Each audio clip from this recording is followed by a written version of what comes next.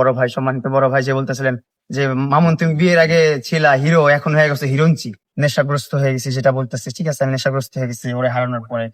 তারপর ওরে পাওয়ার পর তো আমি অনেক লাইফে অনেক হ্যাপি ছিলাম। আসলে আমি মানুষের কাছে একটা প্রশ্ন রাখতে চাই, একটা মানুষকে কিভাবে 4 মাস নির্যাতন করতে পারে, আর কিভাবে নির্যাতিত হয় একটা মানুষ 4 মাস?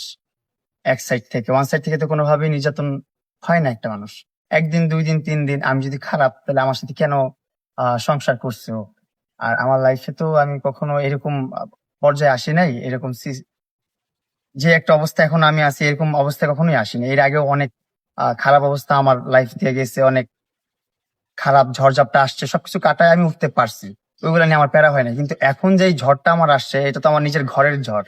আমার যাকে আমি ভালোবাসছি, যাকে আমি লাভ করছি, যাকে আমি লাভ করে বিয়ে করছি, যার জন্য আমি ওমরা করছি। একটা জিনিস খেয়াল করবেন আপনারা, আমি 2025-এ 31st নাইটে আমি হচ্ছে ওমরা করছি। আর 2025-এ 31st নাইট আমার ওয়াইফ মোহনা, ও ছিল দুবাইতে। ও ওইখানে উদযাপন করছে, যেভাবে করছে ওর মতন ও সেলিব্রেশন করছে 31st। সবাই সেলিব্রেশন করে, এটা নর্মাল বিষয়। কিন্তু আমি সেলিব্রেশন করি নাই, আমি ওমরা করছি, আল্লাহর ইবাদত করছি, আমি তওবা করছি আমার জন্য, যে আমি লাইফে যা করছি সবকিছুর জন্য মাফ চাই। এন্ড আমি মোহনাকে ভালোবাসি, মোহনাকে আমার লাইফে চাই, আল্লাহর কাছে আমি এটা চাইছি, এটা বাস্তব। ও বলছে যে হ্যাঁ, ওমরায় যে আমাকে চাইছে, ভিডিও করে পাঠাইছে, এই জন্য ও নরম হয়ে গেছে, এটা বাস্তব। আমি ওকে চাইছি, ওমরা করতে যে ওরে চাইছি, কাবা শরীফের সামনে যে ওরে চাইছি, এই জন্যই ওর সাথে আমার বিয়ে হয়েছে। ওর সাথে আমার সম্পর্ক প্রায় 1 বছর এখন যাবত। তো অনেকদিন রিলেশন করার পর ব্রেকআপ হয়েছে। ওরও অনেক ফলস আছে। যেমন ধরেন, রিলেশন চলাকালীন ও আমার সাথে ব্রেকআপ করে ওর এক্স এর সাথে প্যাচ আপ করছে, প্যাচ আপ করে ওর সাথে রিলেশন কন্টিনিউ করছে। কন্টিনিউ করার পর আমি অনেক ভেঙে পড়ছিলাম, আমি অ্যাক্সিডেন্ট করছি, ডিপ্রেশনে। দেন আমি অনেক খারাপ একটা পর্যায়ে চলে গেছি, অনেক বাজে একটা অবস্থায় চলে গেছিলাম, নেশাগ্রস্ত হয়ে গেছি, যেটা বলতেছে ঠিক আছে, আমি নেশাগ্রস্ত হয়ে গেছি ওরে হারানোর পরে। তারপর ওরে পাওয়ার পর তো আমি অনেক লাইফে অনেক হ্যাপি ছিলাম, ওরে যে আমি পাইছি, আমি যাকে ভালোবাসছি তাকে পাইছি, এটা আমার পূর্ণতা। আমি মনে করতাম যে এটা আমার পূর্ণতা। আসলে পূর্ণতা বিয়ে করাতে হয় না। আম, পূর্ণতা হচ্ছে যে একসাথে বুড়ো হওয়া, একসাথে সারা জীবন সার্ভাইভ করা, এটাকে বলে পূর্ণতা। আমি আসলে আমার লাইফে পূর্ণতা কোনো দিক থেকেই পাই নাই, বিয়ে করার পরও পূর্ণতা পেলাম না। এখন দিন শেষে এলিগেশন অনেক ধরনের আসছে যে আমি নির্যাতন করছি।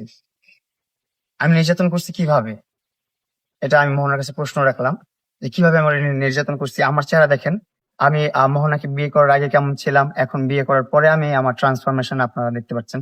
একটু আগে আপনাদের মধ্যে একজন, একটা আমার বড় ভাই, সম্মানিত বড় ভাই, যে বলতেছিলেন যে মামুন তুমি বিয়ের আগে ছিলা হিরো, এখন হয়ে গেছে হিরোইনচি।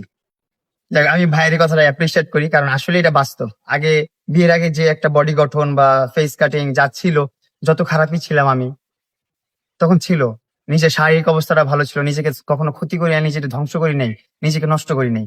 কিন্তু বিয়ের পর আসলে মেন্টাল স্ট্রেসটা এমন ভাবে চলে আসছে, নিজেকে ক্ষতি করতেছি এখন। মানুষের কোনো ক্ষতি করি না, আমি কারো কোনো ক্ষতি করি নাই। মোহনার কাছ থেকে 40 লক্ষ টাকা নিয়ে গেছি আমি, এটা একদমই ভুল কথা। মোহনা এটা রাগের মাথায় বলতেছে, আমি জানি মোহনা সবসময় ঝগড়ার সময় টাকা পয়সার কথাগুলো আনে যখন ঝগড়া হয়। ঝগড়া শেষ হয়ে গেলে আমাকে সে বলে, যান, এগুলো আমি ঝগড়ায় বলছি, রাগের মাথায় বলছি। তো এটা নিয়ে আমি কোনো ধরনের কথা বলছি না। আমি বলি কথাটাও রাগের মাথায় বলছে। ওর কাছ থেকে কখনো টাকা পয়সা খাওয়ার চিন্তা ভাবনা, ইন্টেনশন আমার ছিল না। যদি টাকা পয়সা খাওয়ার ইন্টেনশন থাকতো, তাহলে ওরা আমি বিয়ে করতাম না। ওর সাথে যত লেনদেন, ও যদি বলে আমাকে গাড়ি কিনে দিচ্ছে, আমার গাড়ি কেনার সময় সাপোর্ট করছে, সেইগুলা যদি আমি যাই, তাহলে এগুলো সব বিয়ের আগের কথাবার্তা। সরি, আমি একটা কথা চলে আসছি।